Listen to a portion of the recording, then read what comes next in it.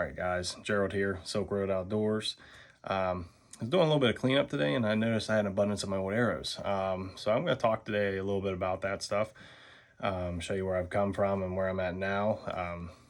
You don't realize how big of an impact arrow weight, length can really matter. And you'll see that on my setup now.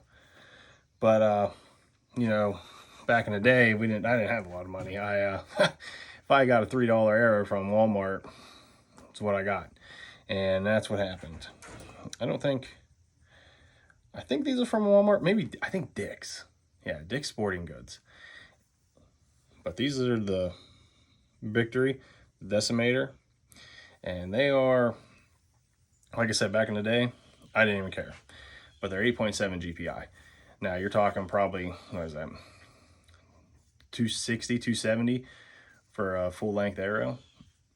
And at that time, this must have been from Cabela's too, but I bought the cheapest pack of broadheads they had. And you can see mechanical with the collar on there. I don't know if I killed any deer with these or not. I think so, but I'm not 100% certain. But yeah, I had no idea about cutting your arrows or weight or what the 250, 200, 450 meant on an arrow. I didn't know any of that. If it was the right length, I thought it was the right length. I bought it, screwed it on, shot it, and it worked. But from there, I'm not really sure where these came from. But these are Carbon Express Speed Freak. They don't even have numbers on them. They don't even show the weight. The only reason I have them is because of this. Robin Hood, a couple sets. Same thing with this one. This is a Maxima Hunter 250. I think once again, there's no numbers on these things at all. But like I said, look at that. Look at that collar. Still one there. Nice. Bittersweet sweet feeling. Like, look at that. I don't even know what kind of field tip that is. It's bulky. But yeah, those don't even have any numbers. They're full length arrows. I probably got them in a box with a used bow I had bought back in the day. You know, I didn't have the money to buy a brand new bow, so any sale I got, that's what I got. After there, you know, started spending money, realizing I wanted something a little bit better. Did a little bit of research on arrows, and not enough research, but ended up going with the Valkyrie gold tip, and these are 8.8 grain. Also, they are 4-fletched. These have to be still my second favorite arrows to this day. These things, they fly. They're incredible, actually. They're a little thicker in diameter, but that didn't matter. I used the Luminox back then. I used this to shoot my big Ohio buck.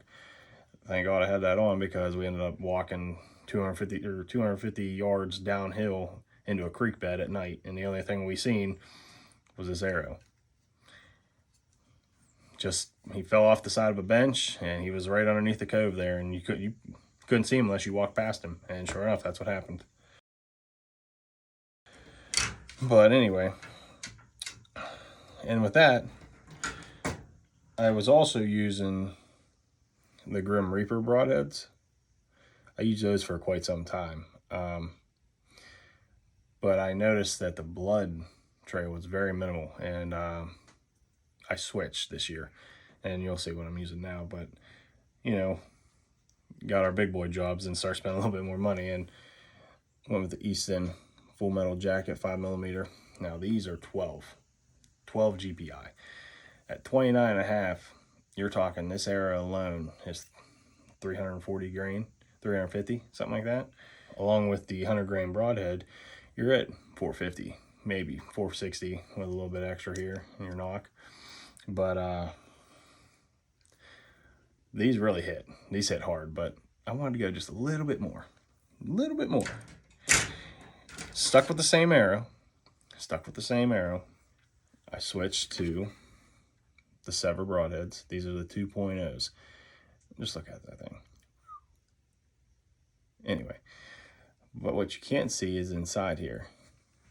And what's inside there is one of these, a 75 grain brass insert. Yeah, 75. So the weight of this arrow alone is, what is it? 425, I think. Arrow alone. Full total weight of this, including my nock and fletchings, is 541. 541 grain. Now, I plan on going out west and doing some bigger hunts, and I've always wanted that kinetic energy, that hard hit. You know, I'm using, my bow is 70-pound pull. It's max. I mean, whenever that hits, it hits. It's breaking whenever it goes through. Yeah, of course, if I hit the tree or I hit, you know, whatever I hit, it's usually breaking the arrow, or it's going to get stuck. The broadhead will get stuck, or the arrow bends. But it is what it is. I only use my arrows once anyway. I usually either hang them up or I just get rid of them. I mean, I got one right here. Nothing wrong with it. I actually shot a coyote with this. Nothing wrong with it, but I won't shoot it again. But yeah, send me pictures of what you guys are using and where you come from, or, you know, what you started out with. It's cool to see where we all started from and where we're at now. I mean, I started out with 360 grain arrow. Now I'm at almost 560. So it's cool to be able to look at those kind of things and see how much I've grown. And let me know what you guys are at and keep me updated. Season starting. Seen with some of my videos, it's city hunts here in West Virginia. You have to shoot a doe first. I actually had a awesome chip shot, 30-yard doe, and I had hit my bow at some point and my arrow was 8 inches off to the left. Yeah, I missed that deer completely. And I couldn't believe it because it was perfect. And just make sure you're checking your bow. Shoot it every couple days. Make sure nothing's happened to it. You know, going up and down a tree, banging it, hitting it on this and that, and it takes a beating. So definitely do your practice. Make sure everything's right. And best of luck to everybody this year. Season starting.